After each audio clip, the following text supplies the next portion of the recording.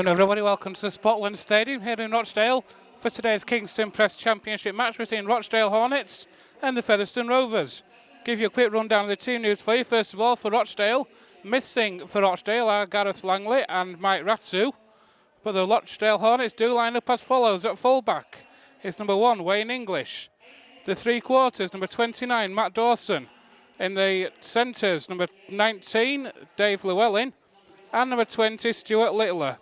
And the other opposite winger is number 14, Sean Casey. In the half-backs for the Hornets are number 9, Lewis Sheridan, and number 17 is Ryan Millard. In the forwards, number 25 is Anthony Walker. Number 6 is Paul Crook, and number 10, Warren Thompson make up the front row. In the second row are number 13, Jordan Case, and number 18 is Alex Trumper. And the loose forward for the Hornets today is number 28, Joe Greenwood. And the bench for the Hornets is number 23, is James Dandy. Number 7, Alex McClurg. Without a number on his shirt is Richard Beaumont. And the last rotation sub for the Hornets is number 8, John Cookson. 5 changes for the Rovers from victory last week against the North Wales Crusaders. Starting at fullback, in for Gerard Samet comes number 1, Ian Hardman. In for Will Sharp comes number 35, Jason Crooks. In the centre, in for the injured Greg Worthington comes number 27. Making a return from injury, it's great to see him back, it's Etu Waisili. Number 22 is James Mendika, and number 36 is Ben Blackmore. In the half-backs, number 23 is Andy Kane. And in for Harry Seeker, who's gone back to Wakefield after his loan period, back comes number 7, Gareth Moore. In the forwards for Rovers, number 8 is Steve Crossley, and number 38 is Kyle Trout, and in between those two is hooker number 9, Andy Ellis. Moving forward from loose forward into the second row is number 11, James Lockwood, and number 37, Liam Kent. And in the loose forward this week comes number 6, Jack Bussey. On the bench for Rovers this afternoon is number 31, Sean Pick, who comes in for Chris Green, who's gone back to his parent club. Number 13, Matt James. Number 14, George Flanagan, who scored 2 tries last week and had a try disallowed. And dropping to the bench for the first time this season is number 2, Will Sharp. Rochdale 8 defeats on the bounce coming into today's match, so in a very bad run of form at the minute. Rovers were looking to take advantage of that. Only the 1 defeat under Andy Hay, and that came up in the last away match up at Workington. Rovers were looking to put an end to that. It's second bottom against second top here at the Spotland Stadium. It's the Kingston Press Championship. It's Rochdale Hornets against Featherstone Rovers. And now to hear the thoughts of Rovers coach Andy Hay. Andy, your thoughts on today's match, please? Yeah, looking forward to it. It's going to be a tough test, I think, over here. They've put a good side out, and we've put a decent side out as well. So I'm looking forward to a good game, and I'm quite excited to get underway. Can you give us some team news on today's match, please? We've lost the services of Chris Green and Danny Bridge. They've gone back to the parent clubs on loan from our loan agreement. Jared Sammett's not in this week either, so we've got Hardman back at fullback. I've got Jason Crooks on the wing, Will Sharp's on the bench, just rolling the wingers around a little bit.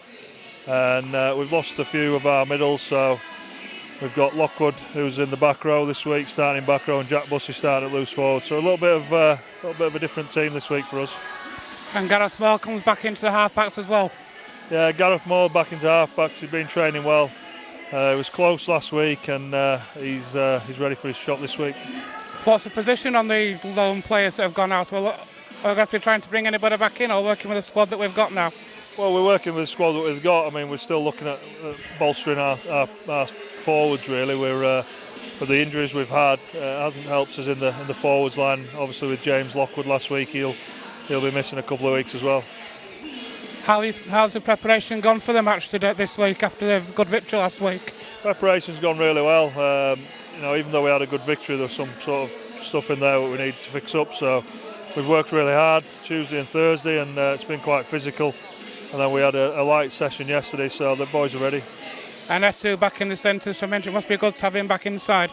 It is good, yeah, and it was very good timing because Greg Worthington's been sick since Thursday, so he's missed out today, and Etu's just slotted straight in, and we're looking forward to seeing him fully fit and see what he can do for us. Andy, thanks for your time. All the best for today. No worries, thank you. Okay, then, folks, interesting to hear the thoughts of Andy Hay there. Alongside me in the commentary position, as for the last couple of weeks, got young Joe with me. Joe, your thoughts on the match first of all? Oh, well, after last week's convincing victory, you've got to be expecting yet another convincing performance from the Rovers. Obviously, a lot of things have happened midweek and a lot of things happened last weekend, so they're really looking to show their ability on the field now and bring that to the forefront of attention. And your thoughts on the team selection from Andy Hay today? Without doubt, he's certainly unorthodox. I mean, some are forced, of course, with Chris Green and Danny Bridge going back to their respective clubs on loan, and then Etu's, of course, come back from his jollies, or not so jollies. And then we've got the introduction of Sean Pick, and many people have asked for one of the younger lads to have their chance, and he's certainly got that today. The big news, of course, though, is Will Sharp. Will Sharp being dropped to the bench, giving chance for Ben Blackmore, who had a good game last week yet again, and Jason Crooks coming back to the starting lineup. Maybe they can prove that they deserve their spot. It certainly is a big shout from Andy Hay, putting faith in Blackmore and Crooks. What does it say? Will Sharp, is it a chance for Will Sharp saying you've got to up your game, or do you think he's just resting him for weeks to come? As it stands, I think he's resting for weeks to come, as there have been reasonably good performances, even by Will Sharp's standards, in recent weeks. You know, he's still the best finisher in the division. He's not the best winger in the division. But those lads have their chance now, and if they put in a phenomenal performance, they can keep him out for next week. He may play as useful in a utility range of positions, though. There's plenty of options open to the Rovers, and Will Sharp will have his chance coming off the bench. He certainly will, and referee today is Mr. Jamie Bloom, former player at Halifax, I believe. I wonder how big an influence he'll have on the match. Yeah, I think I remember him playing at Donny as well. Relatively good player, and when we've watched him in previous weeks, he's had quite a good understanding of the flow of the game, tried to keep it going. A couple of decisions may be off, but you're always going to get them at this level. Yeah, let's hope for a good game from him too. And Gareth Moore coming back into the halfbacks as well. Back from injury, a chance for him to make a claim as well. Yeah, Rasika going back, of course. Gareth Moore, he was 18th man last week and now gets his chance. Apparently he's trained well, and just before his injury, he was really starting to show the form he had at Batley before coming to the Rovers. And perhaps he can exhibit the ability we all know he has today. Here's his opportunity. Indeed, I'm assuming Gareth Moore will be kicking the goals as well. He's got a lot to live up to after last week. Jared Samet, 10 from 10. Can we see that from Gareth Moore today? Perhaps. I think it depends where the tries are scored, to be fair to him. Of course, Jack Bussey also an option, him starting, and he's shown his ability already in the season, kicking him from the touchline. Andy Hayes also alluded to that in previous weeks, so maybe he's the one they'll go for. Certainly a lot of questions that we'll be looking forward to the answers for. Looking over at the following on that far side, a fantastic following for Rovers. Lots of more Rovers fans here than Rochdale fans. Your thoughts on that? Indeed. Well, your support isn't always going to be as high as it can be when you've lost 8 games on the trot, of course, but fantastic following yet again from Featherstone fans. We really are the best fans in the division, aren't we? And let's hope they get treated to an enjoyable game. It's sunny weather. The pitch, we've been out there, it looks fantastic. It's like a golfing green. And blimey, the view we have up here in the commentary box, you'll be able to see it on the DVD. We couldn't have asked for much better. Spotland is a great stadium. Indeed it is, and here come your very own Featherstone Rovers. Looks like Rovers will be playing from left to right as you look in the first half.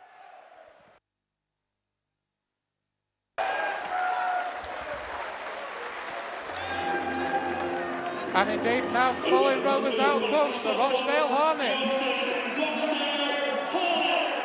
Rovers in their away, in their change strip of all purple today, as the Rochdales are in the whites. So to avoid any potential colour clash, Rovers in the purple. Who are you looking for a big match on today? Who do you want to see make a big impression? Well, I think George Flanagan's right. He's into the team last week, and I've got a feeling from some comments he's made recently, he's feeling a lot happier about his position in the club now. I think he can come off the bench and have a stormer today. And so certainly a few Rovers players in that squad with a lot to prove. And Rovers then, it's Gareth Moore who gets the game underway. It's the high kick-off that goes centre field. Taken by the Hornets just inside their own 10, and here comes that first drive. Mendika in the tackle there for Rovers. Stephen Holt from outside halfback moves that ball inside. Holt again waits. And here come the Hornets now, attacking that Rovers defence on their own 40 now. Holt moves that ball inside. Difficult to see some of the numbers on the Rochdale shirt, so I'll do the best I can. Holt again moves that ball to the left-hand side.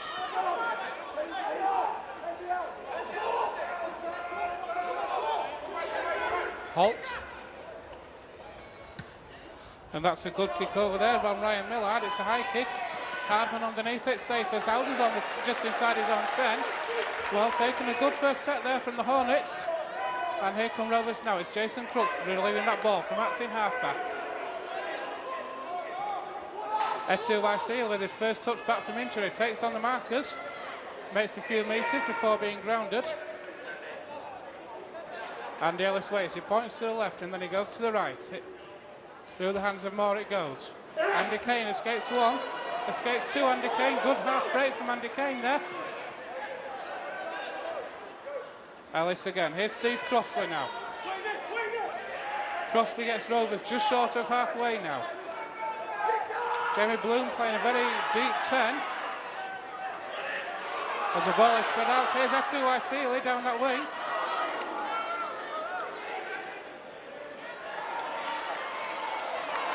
Rovers though are pushed into touch. A disappointing end to that set there for Rovers. Forced into touch, but good defence from the Hornets.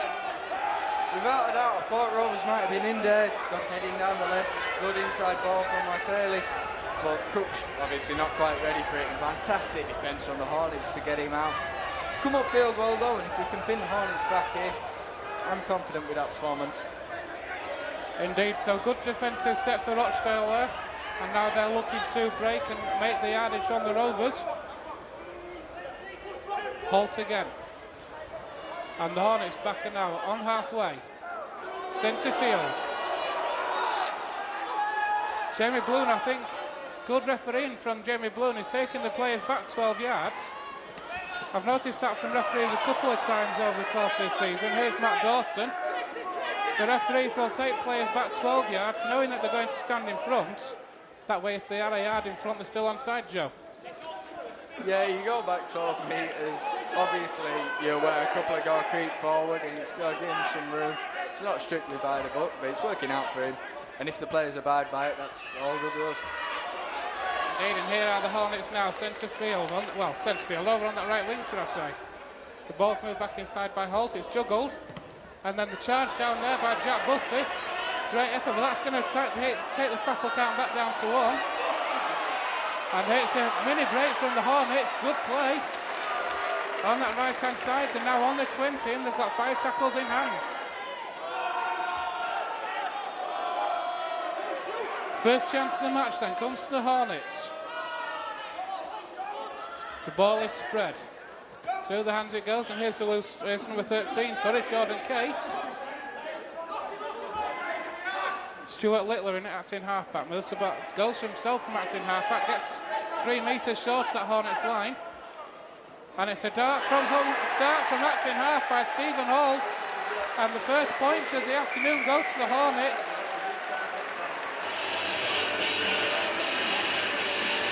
It was a dart from acting halfback. Rovers asleep. And the first points of the afternoon come to the Rochdale Hornets. Poor defence at marker though, Joe. Poor defence at marker there. Need to be crouched lower, need to stack in the defence. You don't want to be losing sloppy tries like that. Rochdale with the first attack really on the Featherstone line, getting over there, and it's disappointing to see. Players will have to show character now and react well from this. Indeed it will, and it looks like it's Stephen Holt's going to be attempting to convert his own try. Looks like he's probably about halfway between the post and the touchline, so he's on the. It looks like he's a right-footed kicker by the looks of it. He's just lining it up, and here he goes, straight between the uprights it goes. So 6 minutes on the clock. Rochdale Hornets 6, Featherstone Rovers 0. Joe. Yeah, apologies there. That being Paul Crook taking the King Stephen Holt, his sponsor, unfortunately. Failing to make sense here of the Hornets team sheet. It'll always be interesting with Evanson's commentary about it.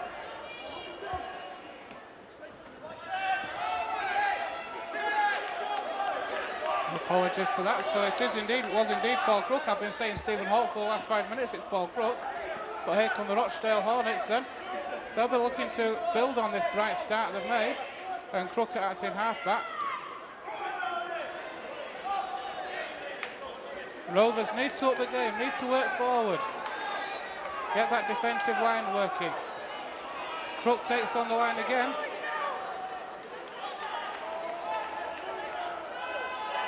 So the Hornets then just short of halfway. Centre field, the ball's moved into the left. And over halfway they go now. That's the last tackle there, says Mr. Blue. Crook moves the ball inside. And it's another high kick from Millard. Again, Ian Hardman, is he underneath it? Safe as houses, Ian Hardman. And a good return from Hardman as well. A good set from the Hornets, but a good return from Ian Hardman.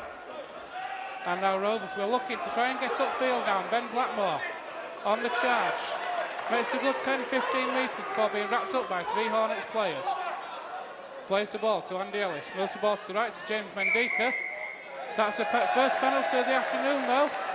From Mr. Bloom, it's an offside. So it'll be Andy Kane taking the penalty. And Rovers now will get a chance to attack the Hornets line. What a great penalty. From inside the Rovers half. Rovers are starting 15 metres from the Rochdale line.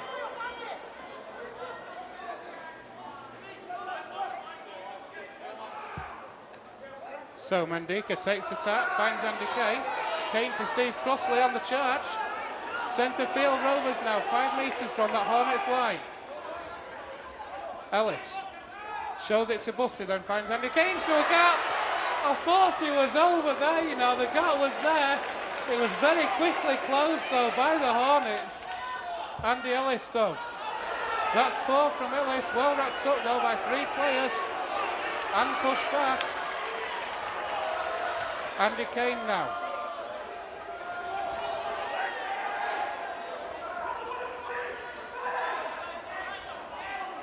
Ellis waits. Oh, a mistake from Andy Ellis. The chance was on for Andy Kane. We've seen it so many times. Ducks under the tackle, goes for the line. But great scrambling defence just to snuff out that try, Joe. Yeah, Andy Kane has this knack of just seeing the gaps that no one else does. He keeps hold of the ball where he needs to and seems to part like the Red Sea for him, really. Nearly waltzing in there again. Unfortunately, Andy Ellis there, too eager to get the ball away. Rovers unable to get over, but needing to pin them down again. Certainly are, in the Rochdale Hornets then. Looking to build from their own 20. They won't want anything fancy now. They'll just see this out. They have the noses in front. Coming up to 9 minutes on the clock.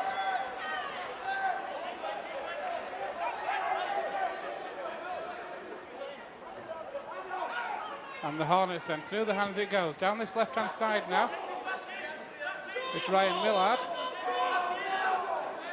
Good defence though, 3 Rovers players in the tackle.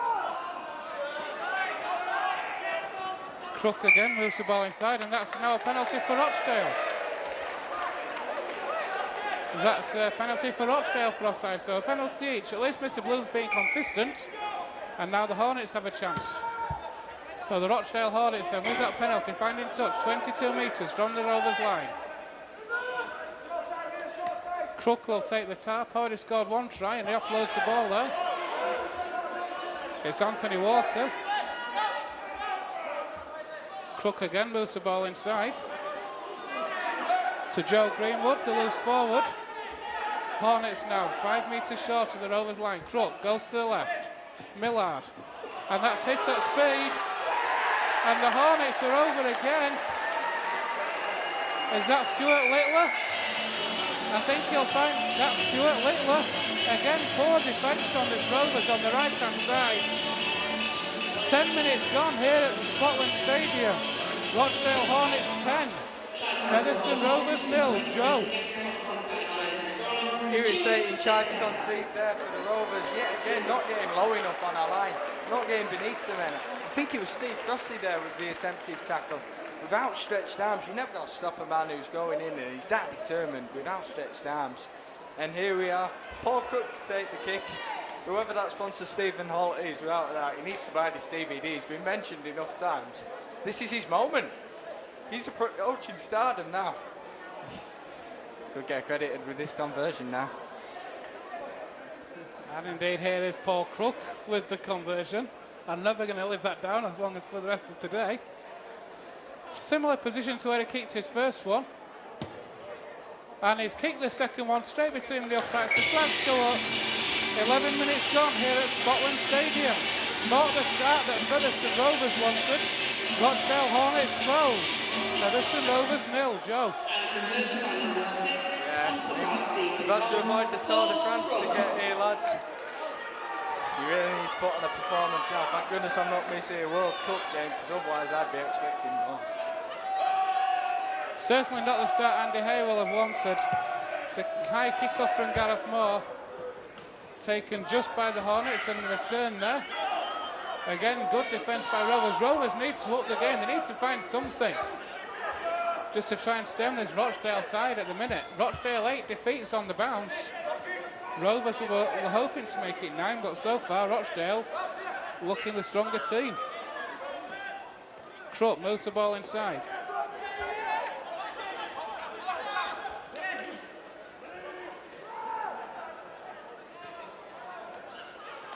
Through the hands it goes, over on that far side, and the Rochdale on their own 40 now. How many tackles is that, Mr. Blue?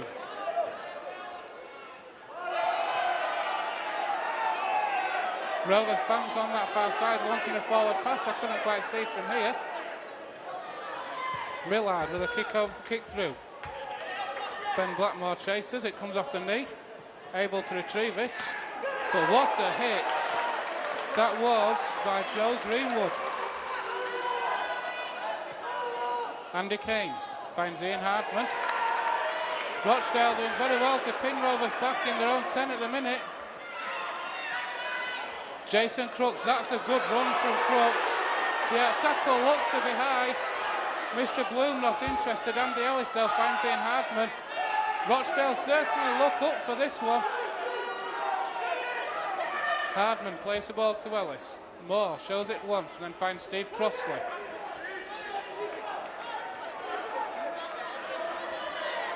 Ellis again, moves the ball to the right, it's Andy Kane. Kick over the top by Andy Kane, it bounces once, it's taken by Wayne English, who returns that ball well.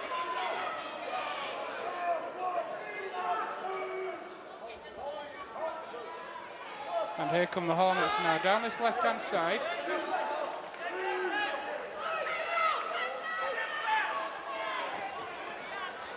There's Millard, that's in half back there. Taking it in turns, attacks in half back.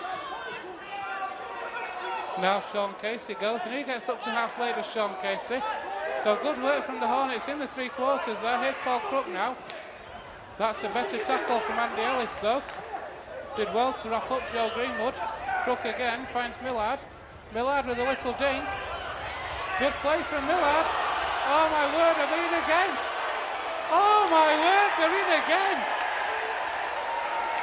Oh my word! It's Ryan Millard in for the Hornets. 15 minutes on the clock. You would not who'd have believed this just before kick-off. Rochdale Hornets 16. Featherstone Rovers 0. Joe.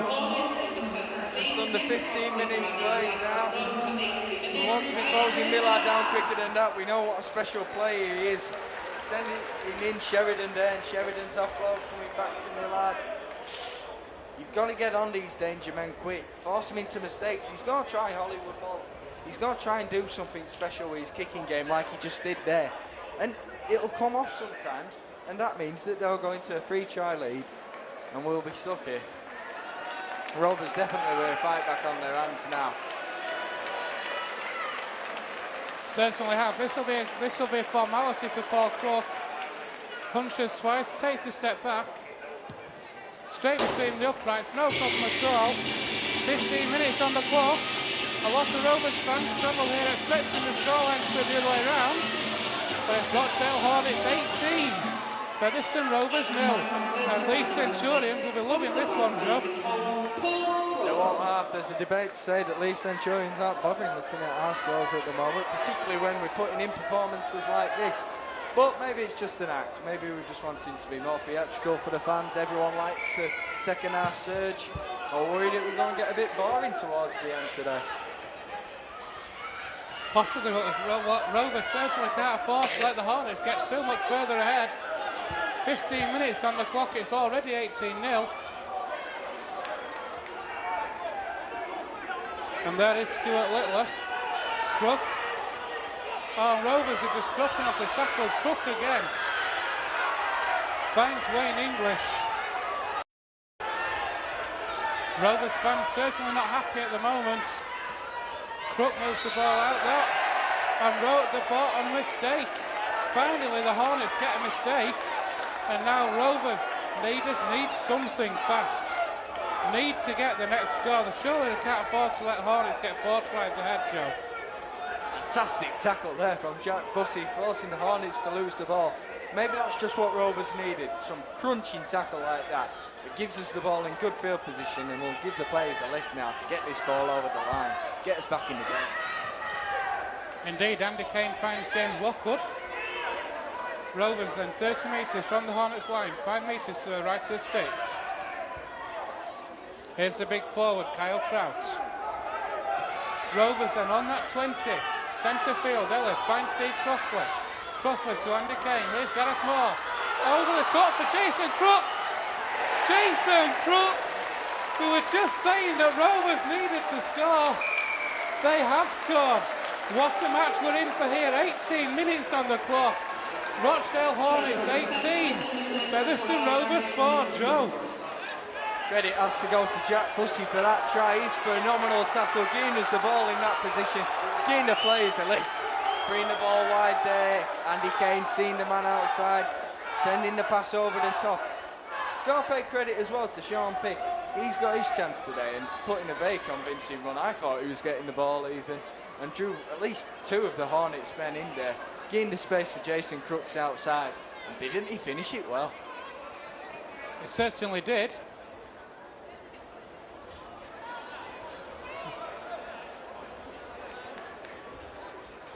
It was certainly, whether it was Sean Pick or somebody else, it was great play from Rovers. And now it looks like, trying to see who it is from here. Looks like Gareth Moore's got the kicking duties today. And so Moore then with the conversion attempt. He's got the height, has he got the direction? Yes, he has. Jared Samus, eat your heart out. A great conversion by Gareth Moore. And so Rovers hit back. Rochdale Hornets 18. Featherstone Rovers 6. Joe. Well, that's the way to keep your place in the side, sending him over like that. Liam Kemp, by the way, there dragging in the men, just trying to make Ben feel less self-conscious for the Stephen Holt saga. Thank you for that. And so Paul Crook will restart the match for the Hornets. Well taken just by Moore, and they managed to get the ball inside to Steve Crossley. Crossley on the charge. Rovers now, can they fight back in this?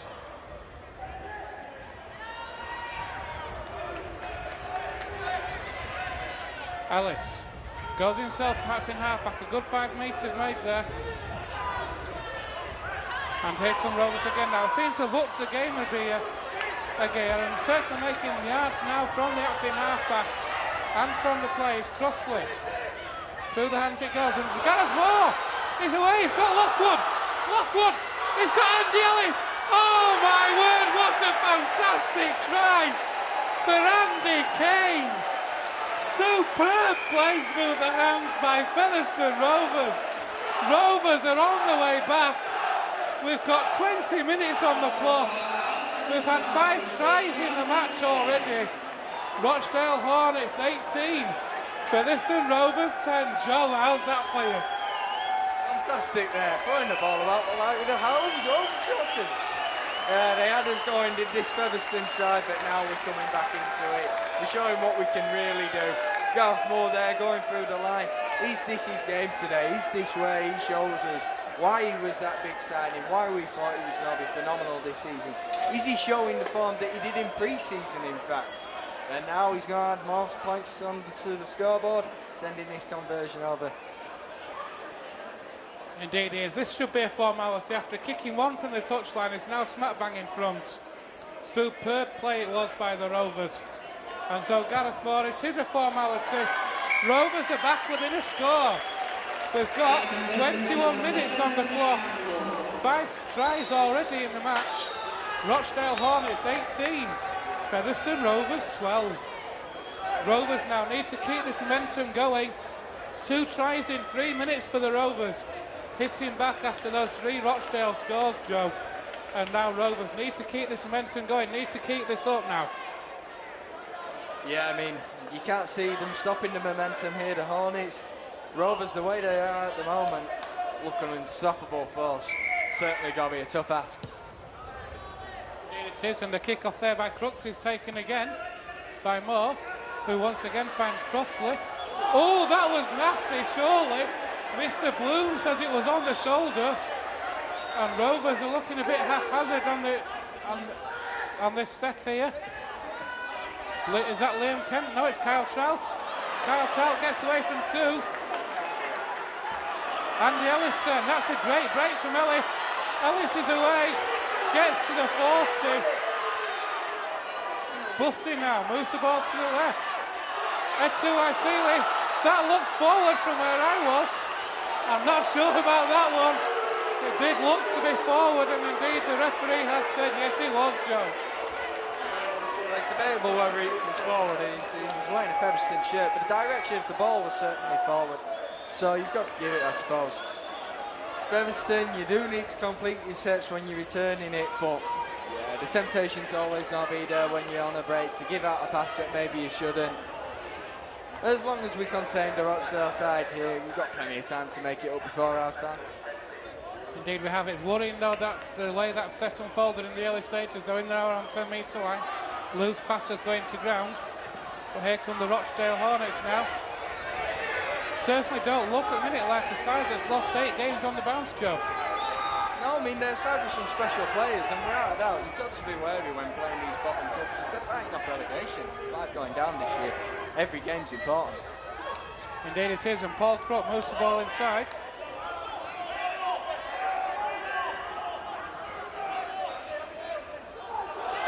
Shot, oh, no, Rovers penalised there. Round of applause for the referee there from Stuart Littler on his left-hand side. And indeed now the Hornets. The finding touch, was it worth maybe thinking about taking the 2, getting the 8-point lead back? I don't know. Nevertheless, though, here come the Hornets. They've got 6 tackles in the 10. Crook moves that ball inside, attacking the same area where they scored 3 tries up to now. And he was almost away for a 4th. Crook. Millard, through the hands it goes. Trying to step away there is Lewis Sheridan. Crook moves in, attacks in half-back again now. Goes to the right-hand side, Millard takes on the line himself. Good defence though by Rovers, pushing him back. Here come the Hornets again now. So far so good for Rovers on this set. That's a flat pass. It was Dave Llewellyn on the charge. Here's Lewis Sheridan with a dab. Oh my word, there was not a lot in that.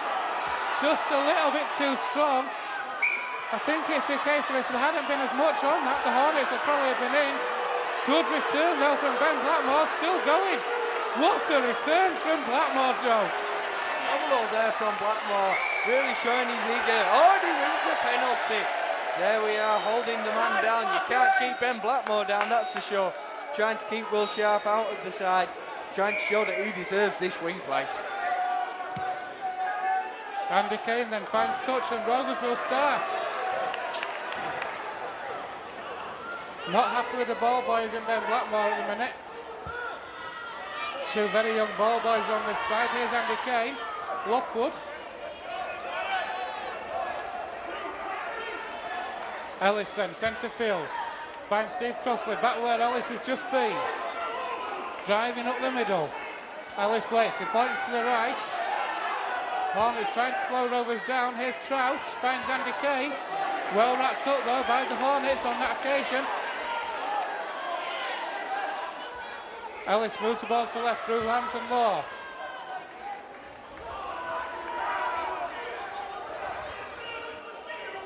Ellis shows it once, finds Moore again. Moore takes on the line himself.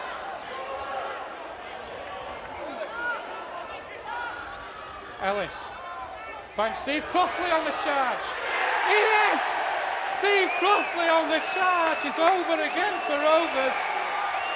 The try is given by Mr. Bloom. And Rovers are just one conversion away from pulling level. Rochdale Hornets 18. Featherstone Rovers 16, Joe. Well, when a defence is stacked in like the Rochdale Hornets defence was there, you need something special to unlock it. And Andy Ellis certainly gave us that beautiful piece of play, taking it out wide, then a one-handed ball behind his back inside. Steve Crossley's always got to find his way over from there. There we are. Third try of the season for Steve Crossley. So, good return for a prop forward. Rovers will in good form from Steve Crossley.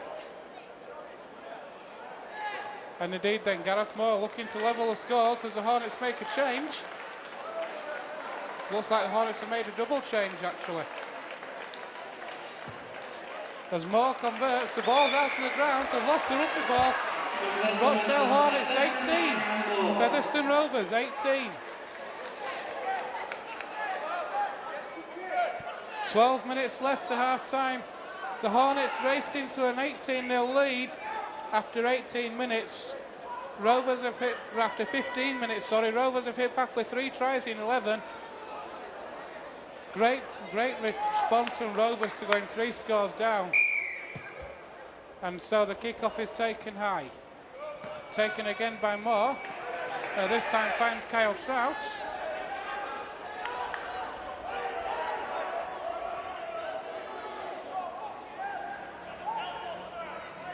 Here's Etu Waisili. Great to see Etu back in the side after a spell on the sidelines injured. Ellis finds Jack Bussey. Bussey with the offload. So the Rovers are appealing, it was knocked out. Mr. Bloom not interested. Here's Steve Crossley again.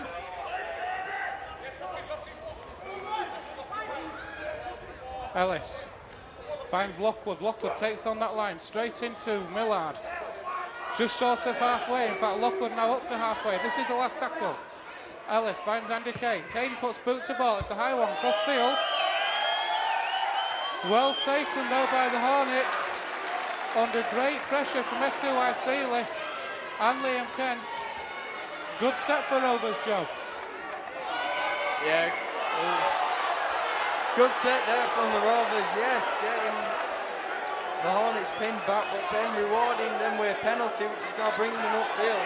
They look dangerous every time they're on our line. We can't be letting them have that kind of territory.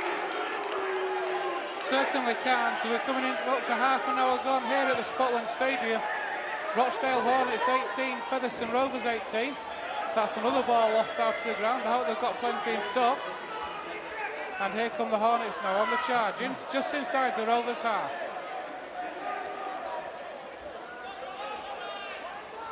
Moving that ball, taking on the Rovers line.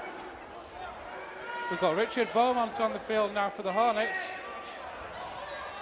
Through the hands it goes. Here's Millard again. Shows it and gets the ball away. That's a great charge by Stuart Littler. And the Hornets are they over again. Oh, no, says the referee. Not quite sure how that ball came out. It did come out, and the referee has said that they have knocked on. Let's off the Rovers, Joe. I was a bit worried there. That offload had looked marginally forward, but then the man got through and went over. And yeah, we were a bit worried there for the Rovers. Aldo putting it into the scrum, and Mendika bringing it upfield. Oh, he doesn't shy away from our challenge, but the Hornets driving him back here. Indeed, they are pushing Mendika back there, but Andy Ellis just takes it straight back to where he's come from. One of the best hookers in the division, Andy Ellis. And when he got a rotating hooker out of George Flanagan sat on the bench, it's even better. And Matt James is now on for Rovers, subject to what could have well been classed as a high tackle there. But never mind. Mr. Bloom not interested. Surely Millard must be 4 yards offside. That's a great break from Steve Crossley. Ellis. Here's Moore. Moore puts boot to ball. It's a crossfield kick. Is it too deep? Mendika's after it. Mendika takes it. Oh my word. What a kick from Gareth Moore. And what a chase from James Mendika. Fantastic kick there from Moore, and Mendika has pace to burn. Got up there well for the kick. We all know his ability taking him, an experienced fullback. And you know it's dangerous when he's got the ball. Certainly was. He just couldn't spin out to that tackle. So again, another let-off for Rochdale. What a match we have here at Spotland Stadium. 8.5 minutes left to play here in the first half. Rochdale Hornets 18, Featherstone Rovers 18. After the Hornets went into an 18-0 lead, Ben Blackmore takes that ball at second attempt after the kick from Sheridan and a good return from Blackmore. But again, good chase from the Hornets. Surely he's held, referee, come on. Andy Kane from in half-back, moves the ball inside. Ellis moves in. Mendika now, trying to step away from one. Steps away from one, but well wrapped up by two more. Ellis. Here's Lockwood. He only knows one way, Lockwood, and that's forward. Gets Rovers just short of halfway. Ellis again now, moves the ball still left. Moore is having an absolute blinder as Liam Kent juggles with it, but manages just to hold on. Ellis again now. Moore. Good pressure on Gareth Moore. Oh my word, it's all started. It's Gareth Moore, and I think it is Jordan Case. Jordan Case came in very late on Gareth Moore from the kick. I don't think Moore liked it too much. And Jordan Case then retaliated on Gareth Moore. Ian Hardman came in trying to pull Jordan Case off. Joe, what do you think? Yeah, certainly getting tasty here. The scores in getting closer, and without a doubt, temperatures rise. There's going to be a kerfuffle like there was there. Horse falling in place, so I didn't see what instigating was the matter. But here we are. Oh, Ellis going off the field now, and George Flanagan now running at these Rochdale tired legs. No doubt he's going to have an impact. I think he could be a key player in today's game and deciding the outcome. Whatever happens here, we definitely don't want any more players to be suspended, though, with James Lockwood likely to be out for a couple of weeks following this week's disciplinary hearings. Referee now just speaking to the captains. Looks like nothing will really come of this. Ian Hardman obviously still not happy with the decision. I'm not sure what the call is. No penalty has been given. It's just no penalty for a late tackle. It's just going to be a restart. Nothing for retaliation either. Nothing given at all. It's an interesting call from Mr. Blue. Apparently you can start throwing punches in retaliation and not get penalised for it. Nevertheless, here come the Hornets now, attacking down this left-hand side with Littler. Skips away from Lockwood. This is going to get tasty now. 5 minutes left on the clock here at Spotland Stadium in the first half. The touch judge is on again. Referee needs to do something to calm this down. Stuart Littler and Matt James are starting now. This is going to boil over if we're not careful. What do you think, Joe? Someone needs to grab Matt James and get him out of this. We don't want another forward out. Peter Parker here, Spider-Man, running on from the touchline. Funny little, doesn't appear to be wearing football boots. He's wearing trainers. I don't know what the reason for that is. Maybe they shrunk in the watch. Maybe they didn't get packed for him. Maybe the grass is too short. I've been his touch judge in the national conference already this season. It's not that a good official, but we'll stop the clock if the player needs to blow his nose. Penalty from the Hornets is a good one, gets them up to the 20. But inside the last 5 minutes here, the tap is taken. And here goes Richard Beaumont. Hornets then just inside, just 10 metres away from the Rovers line. Attacking down this side again, it's Littler again, causing an awful lot of problems as Alex McClurg is on as well. Beaumont again, metre short from that Rovers line. McClurg waits, attacks in half-back. Moves the ball inside. As the ball goes through the hands, that was a bit forward, it looked.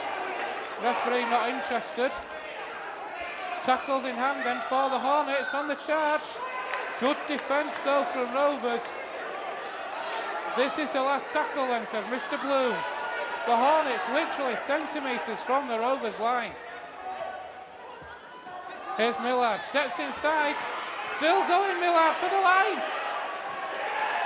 Got the ball away, but superb play from Rovers. I think it was Gareth Moore, was it? Gareth Moore took the pass from Millard as if he was a teammate. Great play from Moore, Joe. Yeah, fantastic recovery there from Gareth Moore. Really showing the nous we want at the top scrum half. I think today is his day. I think he's going to decide the outcome of this game. And if he keeps playing like he is, it'll be victory for the Rovers. Certainly Will Flanagan there on the charge, and Ian Hardman is in attacks in half-back. Finds Steve Crossley. As Flanagan follows him up and gets in position for this play of the ball. He walks to the right, he'll go to the left. It's Gareth Moore again. Moore hammers it down centre field. It's picked up by Littler. Not Littler, sorry, I can't say who it is. Nevertheless, it's returned by the Hornets. Matt James certainly looks fired up for this one. And here come the Hornets again now.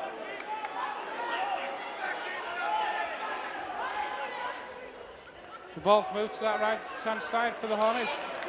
Just short of halfway now. Rochdale fans not happy with something. Through the hands it goes, and the Hornets now on halfway. This is the last tackle, says Mr. Bloom. The ball moves to the right again. It's hammered downfield by Lewis Sheridan. Finds touch. Going inside the last 2 minutes. Stuart Littler's down, saying he needs attention. And Rochdale, in fact, have got 2 players down needing attention. Referee has stopped the clock. As the Rovers physio comes on to see to the second Hornets player. Littler's down. He's certainly been influential for the Hornets in the first half, Joe. Been influential for the Hornets in this half, and they need to make sure he's fit. I've got a feeling he's just gone down to have a bit of a blow in this one, whether, to be honest, we've already heard from previous games this season, the Hornets have come out and started well like they have today, but then faded later on, perhaps not having the fitness for the step up they've made to this division this season. Mind you, maybe he just likes the physio. Could well be, I don't know. From a distance, she doesn't look too bad, but you never know. Stuart Littler's okay, he's back in the defensive line. The thumbs up for a Rovers player in this scrum as well, so time is back on. And here's Ian Hardman now.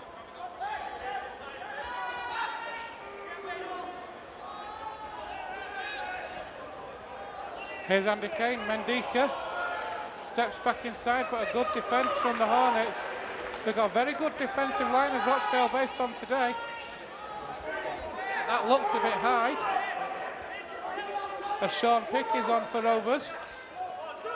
And a great opportunity for Sean Pick to show Andy Hay what he can do today. As Ian Hardman gets away. Good break from Hardman there. Andy Kane not happy with something again. Here's Steve Crossley, gets Rovers over halfway. This is the last tackle then. Flanagan waits. Finds Andy Kane. Kane with a kick. It's been chased down. And the fullback, Wayne English, not in the slightest bit interested. After Sprinkler comes on.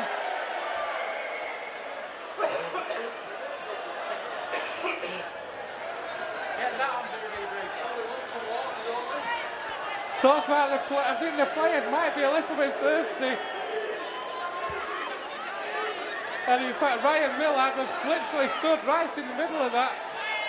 Oh, we've had it all this afternoon. Had a couple of punch-ups, and now Ryan Millard gets soaking. Right on half-time.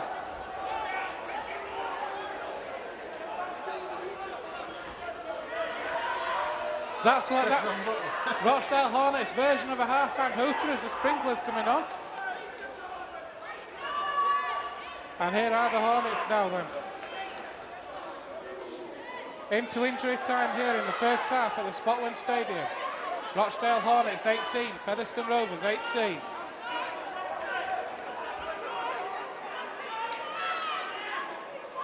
Centre field then for the Hornets now.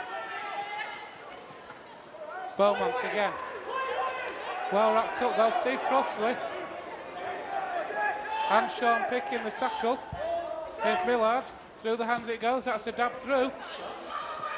Great play by Ian Hardman. Superb save by Hardman there. Mendika is in half back. Finds Sean Pick.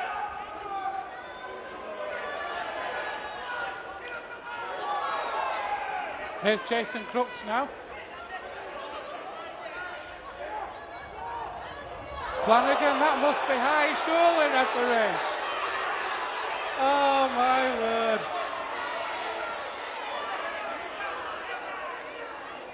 Here's Liam Kent. That's the last tackle, says Mr. Bloom.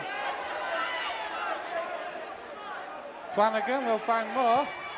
More with a kick over the top. That is the half-time hooter. That's going to run dead, is it? Yes, it is. And that is half-time. All started so well for the Rochdale Hornets. 3 tries in the first 15 minutes. 1 for Paul Crook, 1 for Stuart Littler, 1 for Ryan Millard, all converted by Paul Crook. And then Rovers hit back through Crooks after 18 minutes. Andy Kane after 20 minutes. And then Steve Crossley. 7 minutes later, 3 tries in 10 minutes for Rovers. Gareth Moore's converted them all. Steve Crossley's done a 40-minute stint in the first half. Joe, your thoughts on them at the first half? Well, yeah, Rochdale without a doubt had us on the ropes early on, certainly getting worried over here. But this Featherstone side showed the character, we know they can, and they fought their way back into that game. Faced a bit of the bashing. Hornets without a doubt still coming at them, still with that good line speed. Maybe faded a bit towards the end of the second half. They had to face the elements as well, with Ben Blackmore getting splurted in the back of the head by the sprinklers as half-time came, and here come the sprinklers for real now. Just getting the pitch of good watering, and it is a wonderful field, by the way. But yeah, even Stevens at half-time, even Stephen Holt, you could say. I promise I'll stop it at some point. And now Featherstone, I think they've got this game in the bag without a doubt. Great effort by Steve Crossley in that first half, a 40-minute stint. And not only a 40-minute stint, a try as well. Yeah, great effort from Stephen Crossley. I was talking to, and I hate to admit it, but I was talking to a Cass fan this week, And yeah, they were asking me about Steve Crossley. I said he's a workhorse. He's tireless, and you know what you're getting from him week in, week out. He'll give you 100%. Maybe not the flashiest of players, although he's got some nice handling qualities. He'll put in a good stint like he did today, and certainly a good effort from him. Indeed, and so half-time here at the Spotland Stadium here in Rochdale. Rochdale Hornets 18, Featherstone Rovers 18.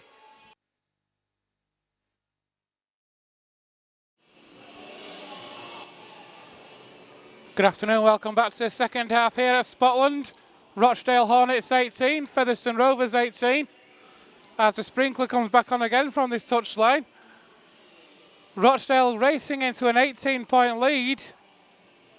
And Rovers after 20 minutes, but 15 minutes, sorry.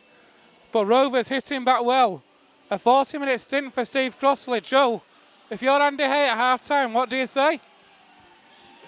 I say, flaming Nora, lads, you had me going early doors, but just play like you did in the second 20 minutes and we'll be all right now.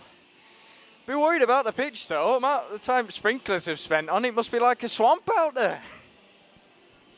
Indeed, no sign of Will Sharp yet, obviously on the bench for Rovers this afternoon. What if we'll see him in the second half? Yeah, I mean, Will Sharp there on the bench, no doubt we're going to see him. You can't have your leading try scorer on the bench and not bring him on in some form. Plenty of options. People can slot in other roles. I'd, of course, like to see Mendika get a run at standoff maybe if we get a gap. He's always looked an exciting player to me. Tim Spears here walking across with the coaches. Hope he's back soon with our issues in the forwards, players going back on loan. Yeah, Steve Crossley obviously playing a long stint in that first half, the full 40 minutes. Starting the half again this time. He's going to have to play a long time today. We was only having two forwards on the bench, one of them the inexperienced Sean Pick. Thought he did well when he came on though. Certainly did. It looked good as Sean Pick in that first half. As Captain Tim Spears joins Andy Hay on the touchline for the second half. Rovers will get first use of the ball in this second half. Playing from right to left as you look in their nice purple away kits. And it'll be the Hornets who'll get the second half underway. Half-time score. Start of the second half is Rochdale Hornets 18, Featherstone Rovers 18. And here we go, says Mr. Bloom. It's a high kick-off. Taken easily enough by Gareth Moore, but a good chase down there by the Hornets. Talk about what Andy Hay will say at half-time. What do you say to the Rochdale coach? Fantastic effort early doors, lads, and you're always going to struggle against a Featherstone side like this. Sometimes they're just going to provide moments of brilliance like Andy Ellis did to end Steve Crossley over. So, yeah, keep going at them with your line speed, force them into mistakes. But, of course, I hope they don't do any of that. As do I indeed. Here are Rovers then.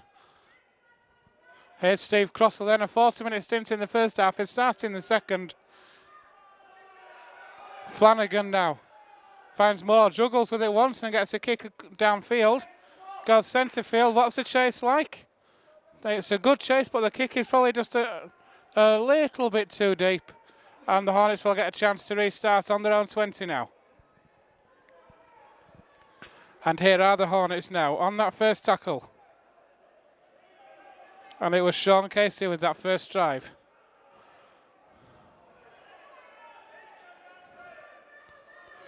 As McClurg waits it at in half back now. He'll move the ball to that left-hand side and through the hands it goes. Here's Littler again. An influential first half for the Hornets, Stuart Littler. A try scorer at one point as well. And certainly involved in all the shenanigans that went on towards the back end of that first half. Millard drops the ball off. McClurg moves that ball out to the big forward there. It's Cameron Heap. Hornets in the Rovers half as McClurg waits. Finds Millard. Millard steps through. Millard's away. Ryan Millard's away. It's got support on the outside. Another Hornets in. You know what? No, yes, they are. Oh, my word. What a try for the Rochdale Hornets. They've done it again. They scored early in the first half. They scored early in the second. I didn't see who the scorer was. But it's Rochdale Hornets 22, Featherstone Rovers 18. Yeah, Sean Casey, I think it was there, finding his way over. Ryan Millard, special player, provided another moment of magic there. Putting the feet on James Lockwood and sending it out wide. He had men. Well worked from the Hornets there. Maybe they're starting this half well again like they did last time. Maybe they'll fade again later though. At least it's to be hoped so from a Featherstone point of view. Certainly is. What a start to the second half for the Rochdale Hornets. Stretching that lead out and a change of goal kicker as well now. It looks like Sean Casey is going to be attempting this goal conversion as well. So I don't know if that's due to a change at half time. But it certainly is Sean Casey who's taking this conversion attempt. And in a strange position he was stood in there as he placed the ball.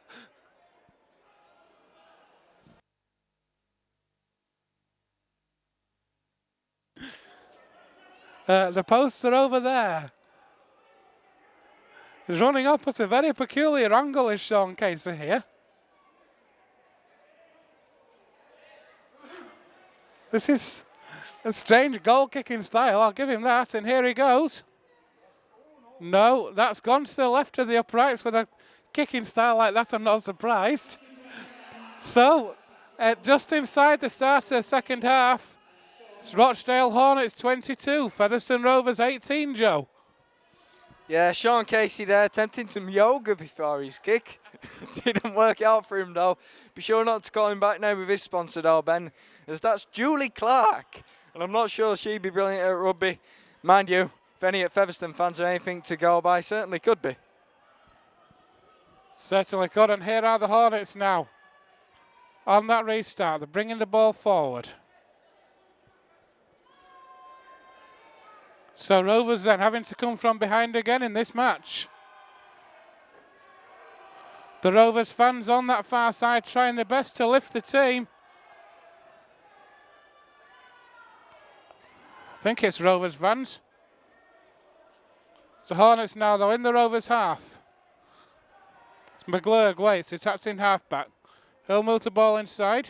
That looked forward from here. Referee not interested, that's the last tackle, says the referee. McGlurg looks for Millard, and here is Millard. Puts the high kick up. Hardman chases it down. It's not gone to him, though. It's still the last tackle. And a kick for the corner. That's surely going to be too much. Crooks, though, is he able to get out? Yes, he is. Great effort there from Jason Crooks to get the ball out of his own in goal area, Joe. Fantastic work there from Jason Crooks, playing his way out. Then the same there from Etu. We need to get into centre field, though. We need to get ourselves options. Oh, dear. Liam Kent there losing the ball, perhaps slightly behind him. Awful mistake from Liam Kent, and a chance for Rochdale again here. It's Cameron Heap trying to use his strength as McGlurg waits now. Through the hands it goes. And Rochdale are working it down. That's surely a forward pass. No, it says the referee. Rochdale are in again. A mistake from Liam Kent, putting the ball down on the second tackle. The ball works across field, and a try in the corner for the Rochdale Hornets.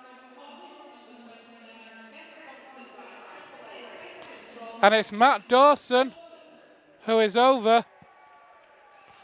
And so Rochdale do in the second half what they did in the first, opening out a 10-point lead with a kick to come. Rochdale 28, Featherstone Rovers 18. Joe. Yeah, Rochdale starting with a bang once again here. You can't keep letting your opposition do this. There's going to be some time where the defence will hold. As Will Sharp is on the touchline, looks like we're going to see the introduction of Will Sharp now. And just trying to, and it's Steve Crossley who's coming off.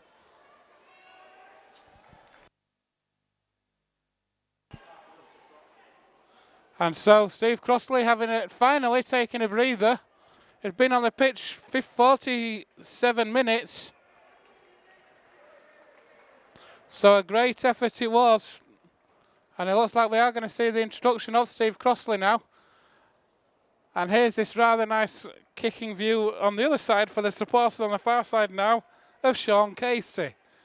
Didn't work for him on the last attempt he had. He pulled it to the left of the uprights. Let's see if he's any better from that side.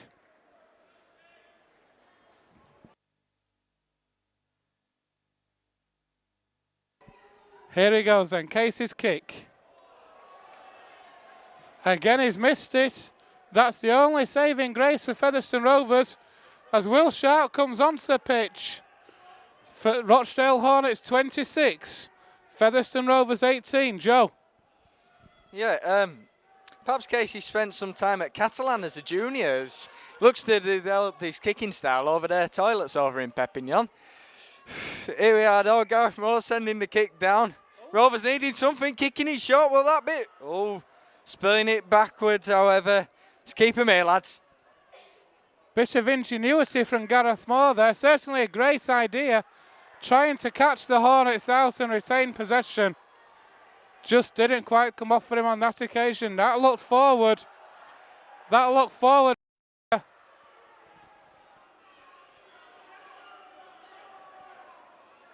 Through the hands it goes. On that far side now, Rochdale Hornets.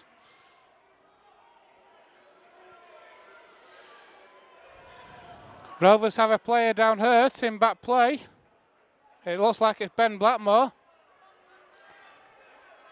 The last thing Rovers need is more injuries, and Blackmore looks to be in a lot of trouble. But the Hornets have knocked on. The referee now stops the clock so that Ben Blackmore can receive proper attention. Didn't see what happened to him though, Joe. No, I didn't see what happened there to Ben Blackmore in back play. Gotta hope he's all right though. It's just that switch around in the system now. Mendika's gone back to fullback. Hardman's come into loose. Well, he's lining up at second row here. And Blackmore now coming into centre so Will Sharp can take that wing spot. Gotta hope he's all right. As I want Mendika to stay at fullback. He's an exciting player and we all know what he can do. Certainly do. Blackmore up on his feet. It looks to be him limping quite badly. I don't think he's going to be continuing right now. No, indeed, Blackmore is heading for the touchline.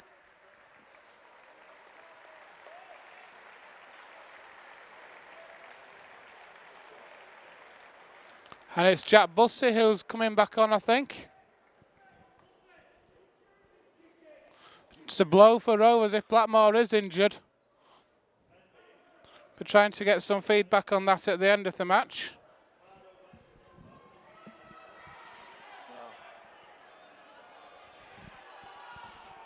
We can just hear Andy A below us, and Mendika's going back over to the centre now. Hardman dropping into fullback. So Bussey's going to resume his place at loose here. It's a shame if Ben Blackmore's going to be out for a while. He's been fantastic since going back to the Rovers. Not letting us make this substitution at the scrum, however. Ah, well, we'll get him on soon enough. At least we've got the ball. Oh! Gas Moore there nearly seeing the gap and finding his way through. Will Sharp bringing it down the short side. Here we are, the Rovers now with the ball. George Flanagan going to acting half. And Flanagan moves that ball inside to Lockwood now. Rovers attacking that 40. Need to score next. They can't afford to go 3 scores behind again. Flanagan finds Moore to Andy Kane. There's a penalty there for Rovers though.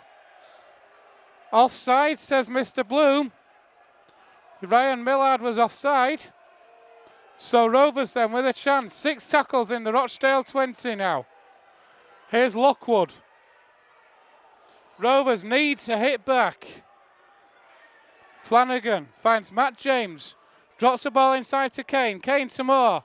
Moore over the top to Etu. Etu for Crooks, back into Etu. That's surely still on. Here goes Crooks. Gets away from one. Pass inside on the bounce to Bussey. Steps away from one. Bussey still going.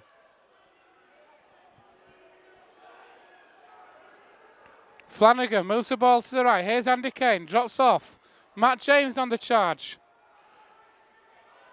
Flanagan again. Lockwood again. Moore. Looking for support. Here's Hardman. Takes on the line. How many tackles we're playing here, Mr. Referee? Andy Kane obviously thought it was that's a kick towards Crooks. Oh, easy as you like. What a fantastic kick from Andy Kane. It's Jason Crooks who's over.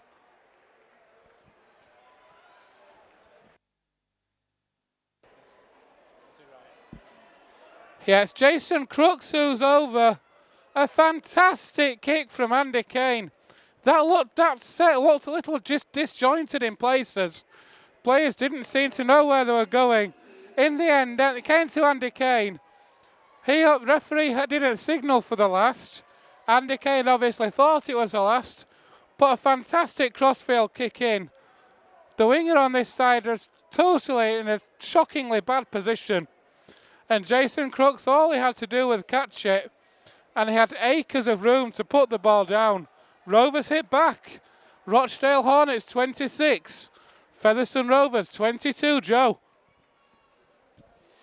Yeah, Gareth Moore here lining up with the more conventional kicking style that we've come to expect from when players are lining up for the conversion.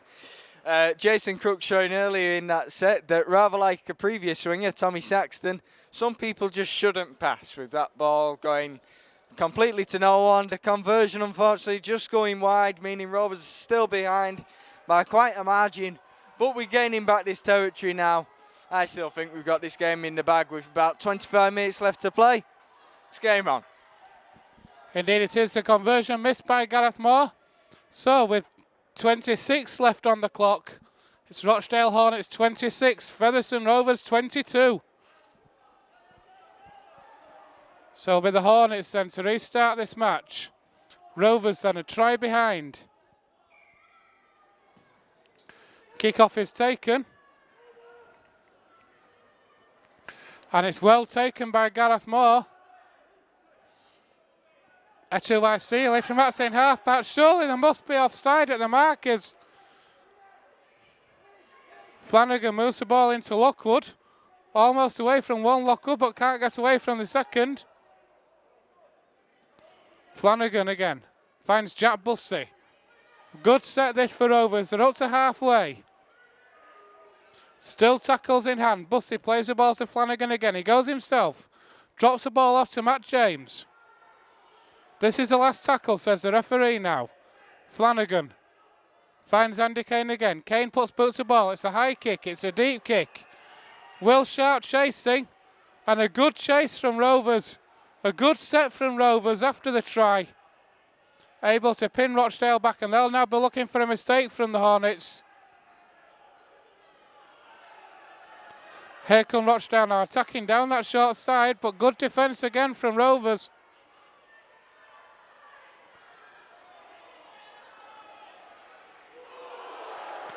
Oh, Jack Bussey, aggressive, if nothing more. I'll probably say he was aggressive in the tackle.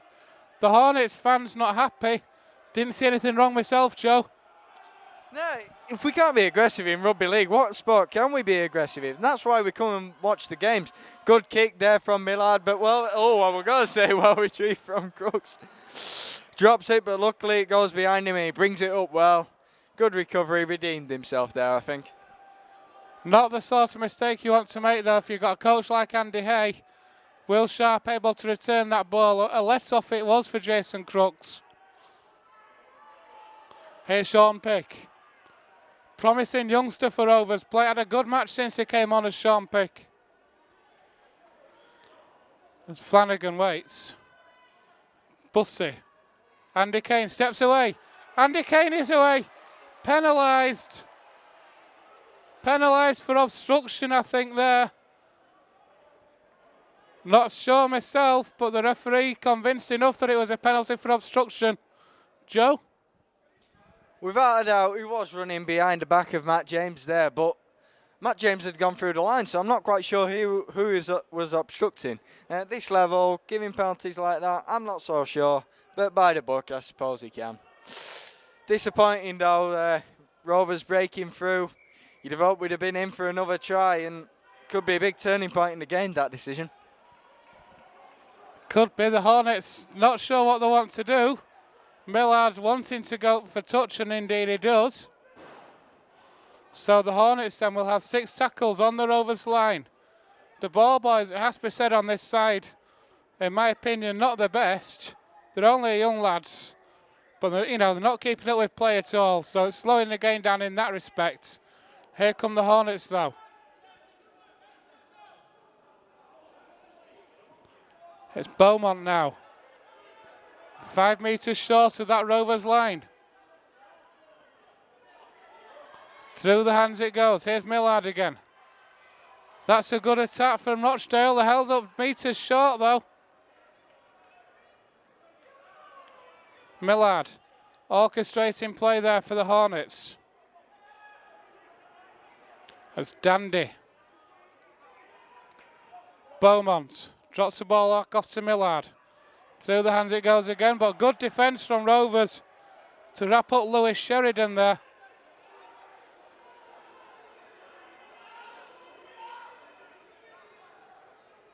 Millard again, it's a dagger through. Oh, I'll tell you something, that is going to be a try. He's given that.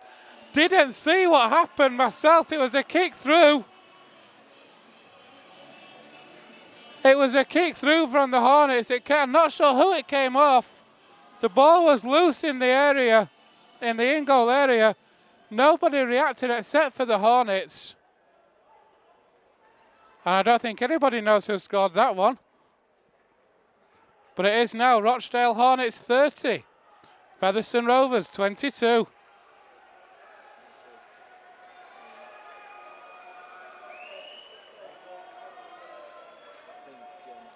I think it may have been James Dandy who put the ball down. Nobody in the stadium seems to know it. I don't even think the stadium announcer knows.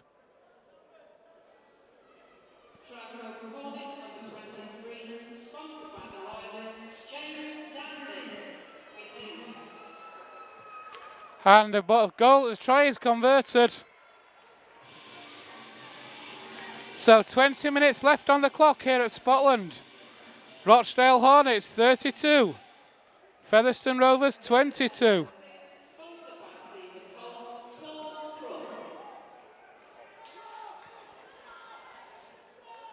Paul Crook converting, then obviously we've seen the last of the kicking style of the previous lad, Sean Casey. So the Hornets at the minute looking good. A 10-point lead again for Rochdale. 20 left on the clock. Rovers need to score next again.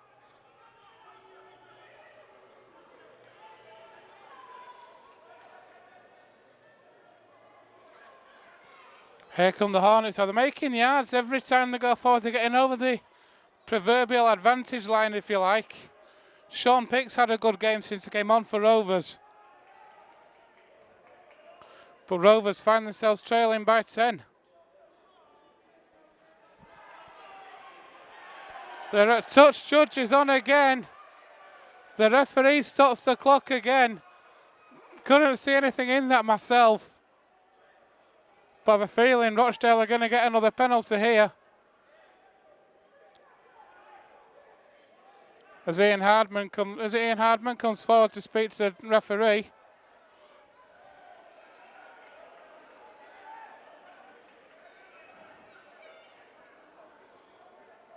Looks like it may be a high tackle that touch judge is saying it is. So it's a penalty then for the Hornets. Tell you something, if Rovers aren't careful, Joe, they're going to fall out of bonus point range again. Yeah, Spider-Man there, defending the helpless, coming on, helping them with that high tackle, bringing them upfield, and they do look dangerous every time they're near the Rovers line, so we need to keep them away from here. Yeah, the bonus point, really, I've said it before, it's like giving an ice cream to a wounded soldier. I still want the win here. And here comes James Dandy. We'd rather like the comic book character, in fact. Indeed. The Hornets again, though, on the charge. They want more. It's a forward pass, so a let-off for Rovers. A poor mistake from the Hornets. They'll be disappointed with that one, Joe. Yeah, they'll be disappointed with that. They've looked rather good when they've been in this kind of territory previously in the game. And this time coming away with nothing, Still, they have the opportunity to pin Rovers back in their own 10 here. But no, surely we can break through with the players we've got. Surely we can get another try sometime in the next 5 minutes. Is it worth? They've got no fullback at the minute. Is it worth a kick towards one of the corners for one of the wingers? Got fast enough wingers to get there. Chip and chase, without a doubt. It's a possible ploy. Perhaps if Ben Blackmore had still been on the field. But we're not out of this game yet, going through the conventional methods. Maybe it's not the right time to risk it. We've not had the ball in a bit. Here's Etu now. Down this left-hand channel for Rovers. Andy Ellis is back on for Rovers, so Flanagan's gone again. Ellis manages to get the pass inside to Moore on the bounce. Rochdale have a player down injured, limping. It's Dave Llewellyn. Andy Kane shows it twice. Finds Hardman. Mendika out to Will Sharp. Will Sharp is away. Will Sharp's got the speed. What a superb tackle over on that side.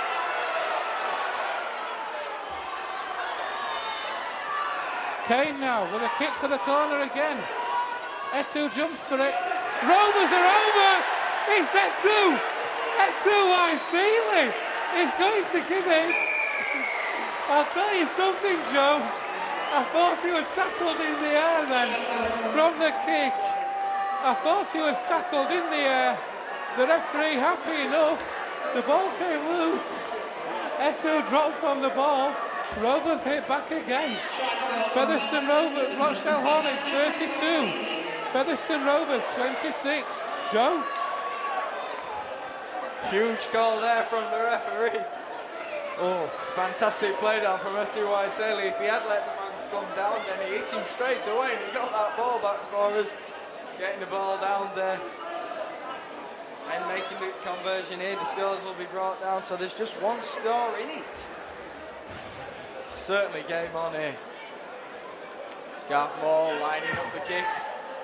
Sends it over this time. Come on, we're back in this game. Here we are, lads. More of the same thing. Certainly indeed more of the same. Rovers hit back. It's a 4-point ball game.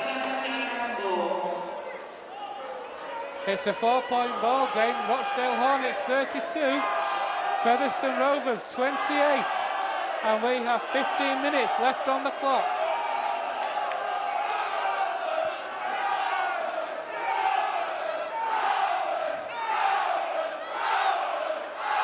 And the Rovers fans are in fine voice now, trying to lift the team.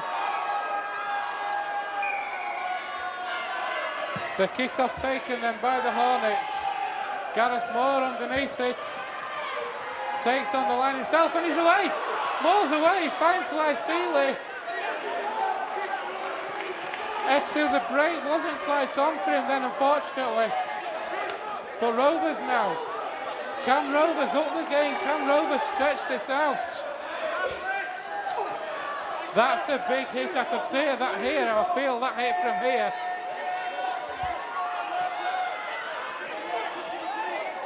Rovers have gone just short now of the Rochdale 20. Ellis. Moore finds Andy Kane.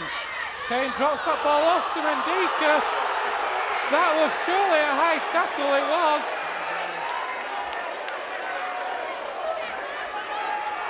It was Matt James, sorry. So Rovers 6 tackles on the Hornets line.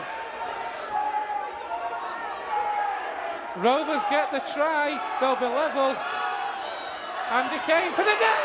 Oh! Oh my word! I thought he was already been penalised. Oh my word. Andy Kane, how close can you get? Joe. Eddie, my hands here. Andy Kane don't half have me going, but getting penalised for double movement there. Was it double movement? Maybe it was just enthusiasm, but then again, I am a fair fan. Almost getting over there, my heart's racing. Still got over 10 minutes left to play here, though, so the game's well on. Come on, Rovers, let's pin them back, let's get this ball back, let's get over the line. Indeed, the Hornets now. They'll just want to settle this down. They have the advantage at the moment. They don't need to do anything stupid. It's Rovers that need to not necessarily risk the play, but they need to be more adventurous as Matt Beaumont drives that one in. And McClurk is back on as well for the Hornets.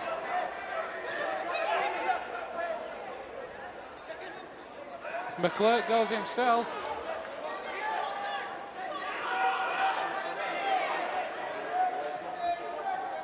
Here at Rochdale now then, in the Rovers 40. This is the last tackle, says Mr. Bloom. That's a long ball out wide again. That's forward, looks forward from here. It was another forward pass from Rochdale. Architects of their own downfall at the minute. They're getting in good positions on that left-hand side, and 3 or 4 times that final pass has gone forward. Is it going to cost them? Find out now. Here's Sean Pick. And Rovers now.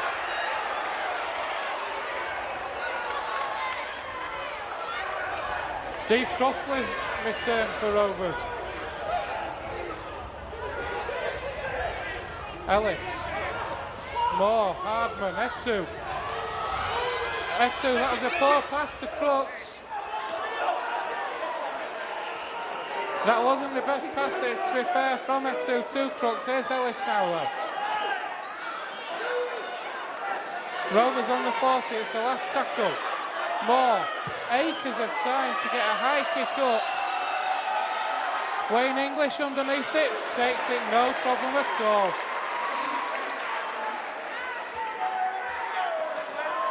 Rovers need to keep the Hornets down here. There's still plenty of time left in this game. We've got 10 minutes left. The Hornets now trying to slow the game down. And they do have a player down injured. Referee happy to let play continue though, as the Hornets attack down that left-hand side now.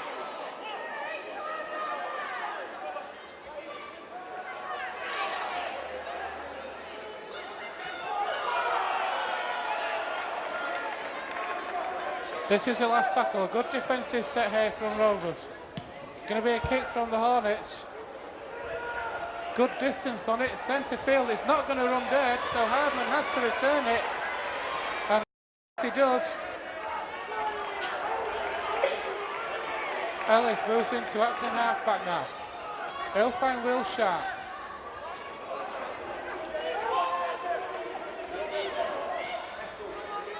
Moore.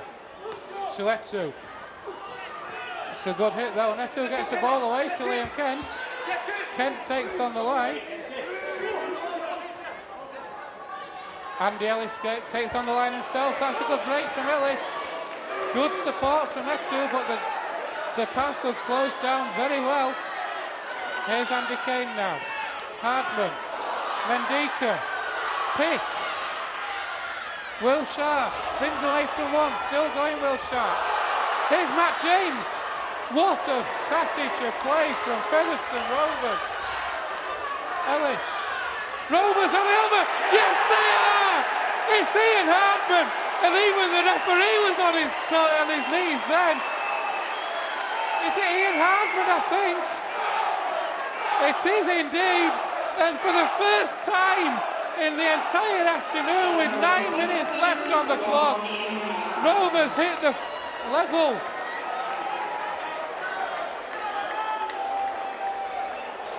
For the second time in the match, Rovers are level. If this gets converted, Rovers will be in front for the first time in the match. Rochdale Hornets 32, Featherstone Rovers 32. Joe, what do you think to that one then?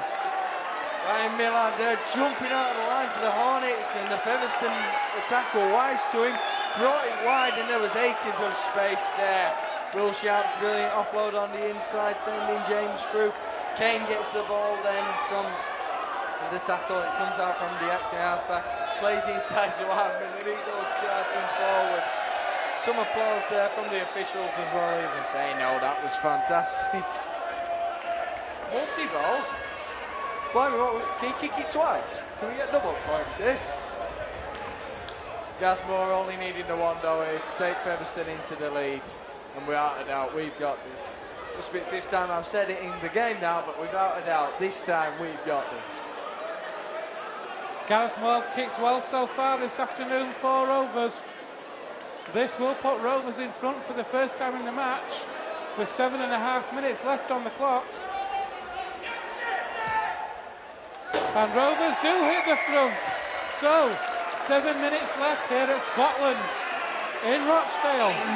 It's Rochdale Hornets 32, Featherstone Rovers 34. Joe, can we see this one out? Got a feeling we're going to be able to see this one out. The Featherstone players really lifted by that. And the Hornets players looking a bit dejected, lacking enthusiasm.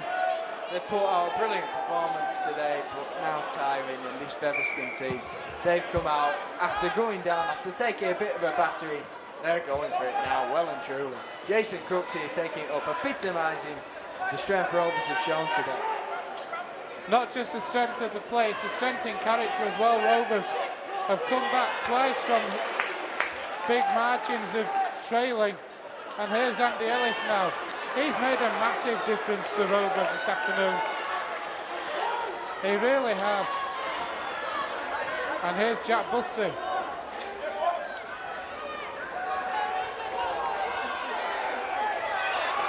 Sure, how can you chuck a player to the ground and not get penalised for that? What a hit on Andy Kane though.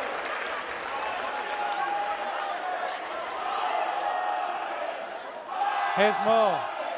Moore puts a high kick up. Crooks underneath it. Crooks knocks it back. It's all back. The referee says that's off the Hornets, and as White's the tackle count clean.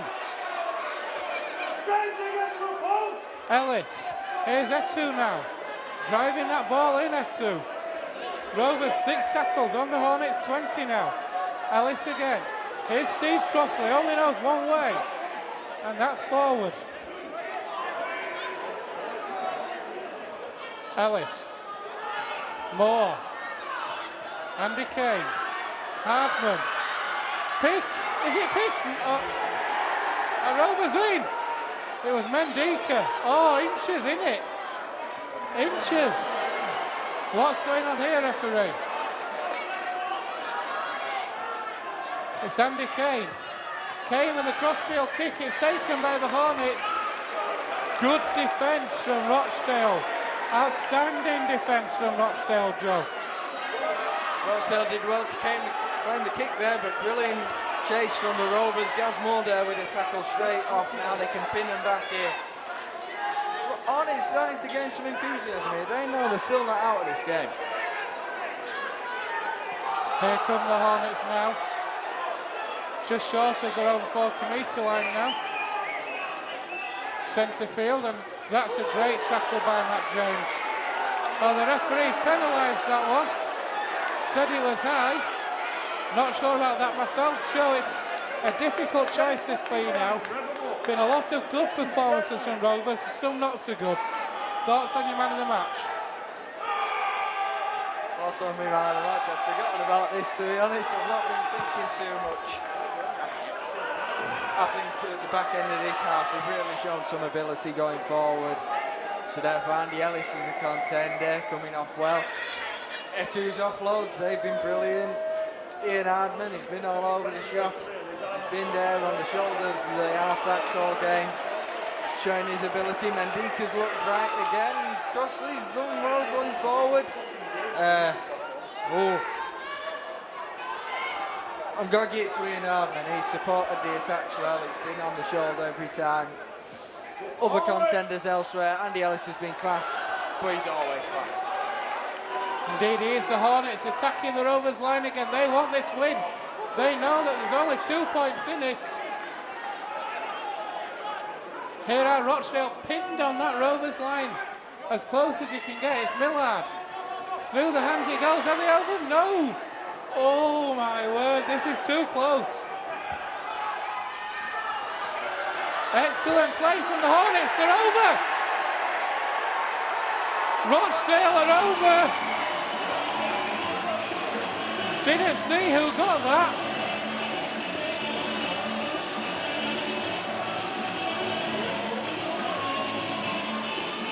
Not sure who got that. It looked like it was Warren Thompson. We could be proven wrong. Indeed, it was Warren Thompson. So Hornets hit the front again. And I'll tell you something, that could be it. With less than 3 minutes on the clock. Rochdale Hornets 36. Featherstone Rovers 34.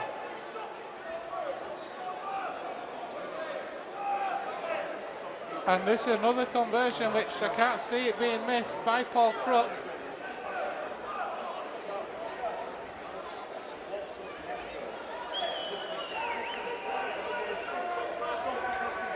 As Rovers make another change. Matt James has gone off. And Watford's come back on as Paul Crook converts. 2 minutes left on the clock, folks. Rochdale Hornets 38. Featherstone Rovers 34.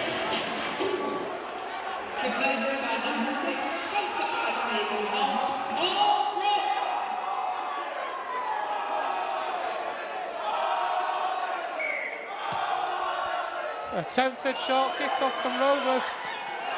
Surely there may have been an obstruction there, but no, the Hornets have come up with it. 90 seconds left. All Rochdale need to do is hold on to this ball, put a deep kick in, and I fancy that could be the game.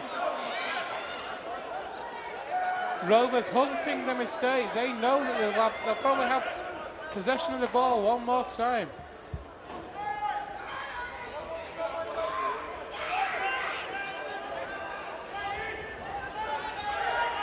Into the last 60 seconds here, I'll call it on my watch. Maybe stoppage time, I don't know.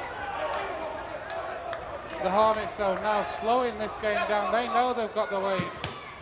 The kick is charged down. That's going to be still the last tackle.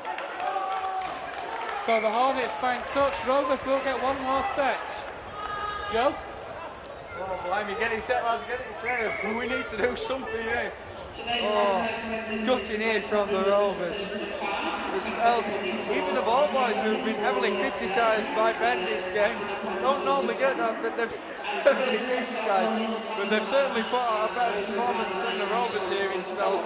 Now is the time for the chip and chase, surely. Rochdale still not dropping the fullback. Come on, lads.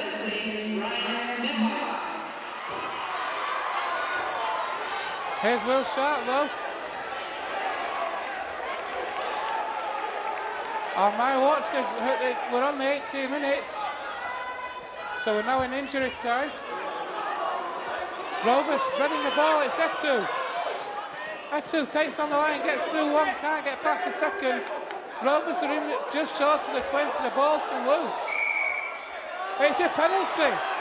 Oh, that's a massive call. That is a massive call.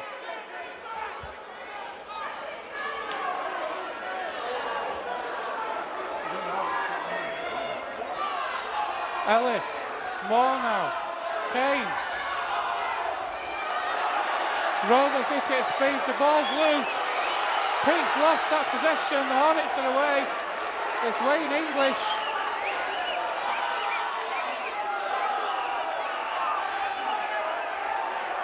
I fancy that could be the match.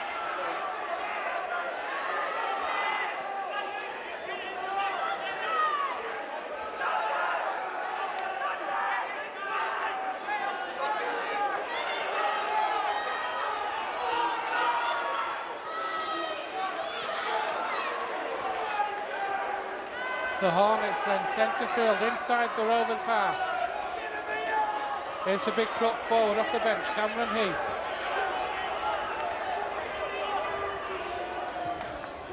It's a kick on the kick for touch. Surely they must be close to the final hooter.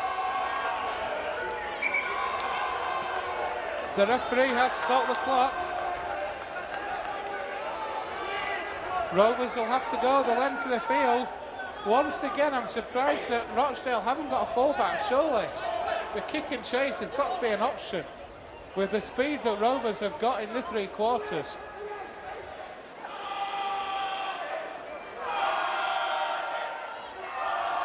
Moore finds Hardman. Through the hands it goes. Here's Liam Kent. The opportunity goes again for the kick and chase. The fullbacks now, the wingers are now back. Here's Crossley.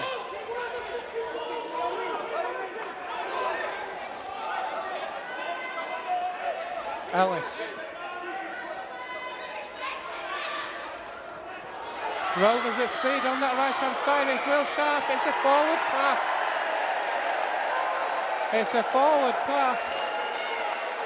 I fancy that could well be the game.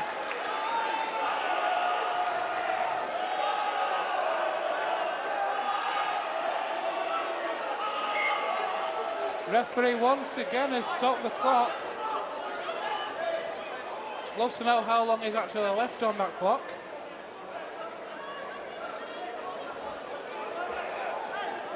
Looks like it's going to end in disappointment for Rovers. 2 points down at the moment. Rochdale 36, Rovers 34. Must be disappointing as a team, as a coach, when you come away from home. You manage to score 34 points. Should be enough to win you any game.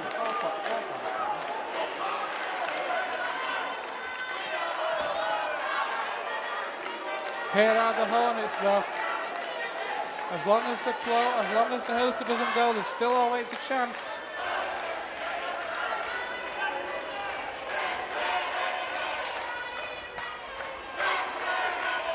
Here's Cameron Heap.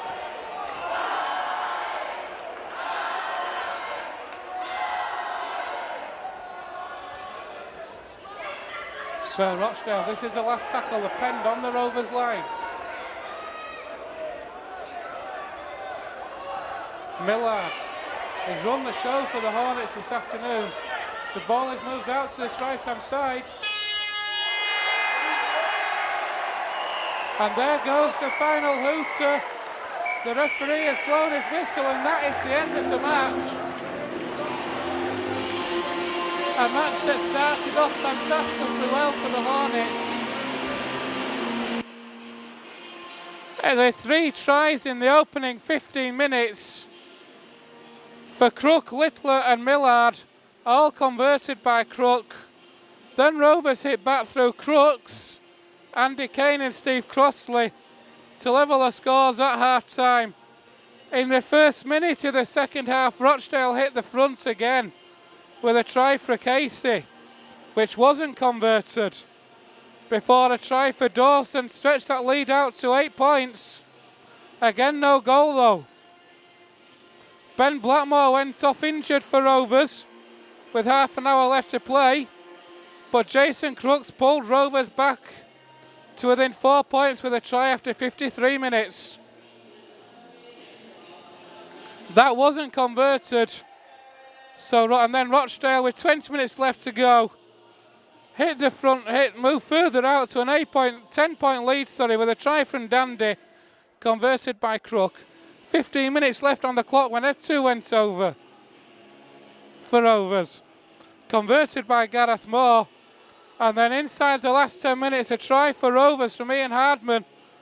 Put Rovers momentarily in front with a conversion from Gareth Moore, a 2-point lead. You fancied Rovers to see the match out. It wasn't to be. A try from Thompson for the Crusaders with 3 minutes left on the clock. Converted by Paul Crook, made the full-time score here at Spotland, here in Rochdale. A shock. It has to be said, a shock for Rovers. Disappointment for Rovers. Rochdale Hornets 36, Featherstone Rovers 34. Rochdale 38, Rovers 34. Your thoughts on the match first of all?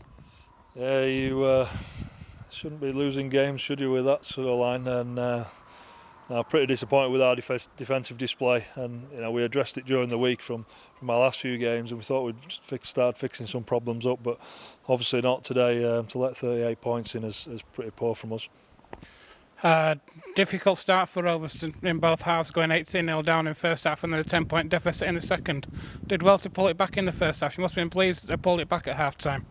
Yeah, we giving a big start up like that, and when you go 18 points down, it makes things very difficult. But we had one attacking set within that, and we could have broke them down twice and scored 2 tries, and there was hope there, and I think the players knew that. And once we got the ball in our hands, and we played pretty quickly through the field and scored some nice tries, but again, we didn't look too sure in defence, and that's what's caused us the problems today. Interesting choice selection with the wingers. Will Sharp starting on the bench, and Blackmore and Crooks starting. What is your reasoning behind that?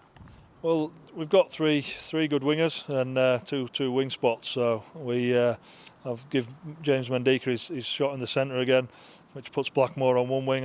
And I thought it was only fair. And we spoke to Sharpie and Crooksy last week that one of them had a go last week and one had a go this week, and we're trying to cement some places down there between the three of them. So going into the game, Sharpie got the bench spot because we left Crooksy out last week, and he was going to rotate with Mendika and go to full-back, and Hardman go into the middle because we were very light on front rows and middle players. It must be disappointing. Your choice must have been limited today with the players going back up from dual reg on loan. How difficult did it make that choice team selection for you? Yeah, it's made it probably easier because there's not many players to pick from, but it's made it more difficult because we just needed to get the players in the right positions. It's forwards where we've been struggling really. Our back line was good. We missed Greg today and Etu came in. But our forwards, we had one recognised front rower on the bench, which is difficult to do, and then we had obviously George Hooker and Sean Pick, the young kid, and then Sharpie on the bench. So we had and obviously Jack Bussey starting in the middle as well. So we had difficulty picking our forwards really, and our proper rotation, how that was going to work, and with our injury situation that didn't help us either. How pleased with the performance of Sean Pick off the bench, his first game in a few weeks, his first chance for you to have a look at him? Yeah, I thought he was good. He's played 3 minutes of rugby this year, I think, for the first team, and he trained with us since he's come back from his injury the last 3 or 4 weeks, and he's been going really well. So give him the opportunity to play out there in the back row, and I don't think he did anything wrong. And he dropped a ball near the end, but I think that was probably a little bit of a poor play really to put him under that much pressure at the line. And I thought he defended quite well out there. So I was pretty pleased with Sean, and we'll have a look at his game, analyse it a little bit more closely. But I think he's got something, hasn't he? He certainly has. Just news touch on the injuries now. Ben Blackmore came off in the second half, was on crutches at the end of the match. Can you give us any news on that, on any more injuries we've picked up? I can't really give you much news on Ben. He's got some sort of problem with his leg, foot or ankle or something. I'm not sure. I haven't spoken to the physios. I just asked him. But it's obviously going to be serious if he came off and he was struggling. Although he did say he could come back on at one point during the second half if we needed him. So I'm not sure really. But we lost Kyle Trout as well after the first half. He was concussed in the first half, which we didn't sort of know about until half time, and he couldn't take any further part in the game. So that did really affect our bench. Victory for the Leigh Centurions today obviously stretches that lead out for them to 13 points. Do you think top spot's gone now and you fight in a battle for second spot? Yeah, I think the 10 points they had already, top spot was going to be pretty hard to reach for us. We never stopped having a crack at it, but we're not looking at the table too much. I think we're looking at performance really, and at the minute our performances are not there. We can't come to teams like Rochdale and drop points, and we can't go to Workington and drop points. If we've got any ideas of being the team we want to be, we've got to improve massively. And it's not just looking at Leigh, it's looking at our own performance and improving on that. Next week is another tough away trip to Swinton. Obviously another team that's fighting down in the bottom of the table. Have you got any thoughts ahead of that match?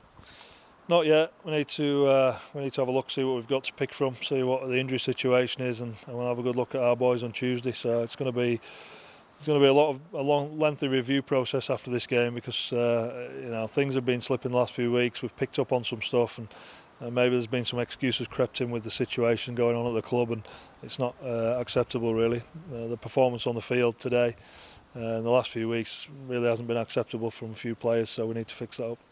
Andy, thanks for your time. No worries, thank you.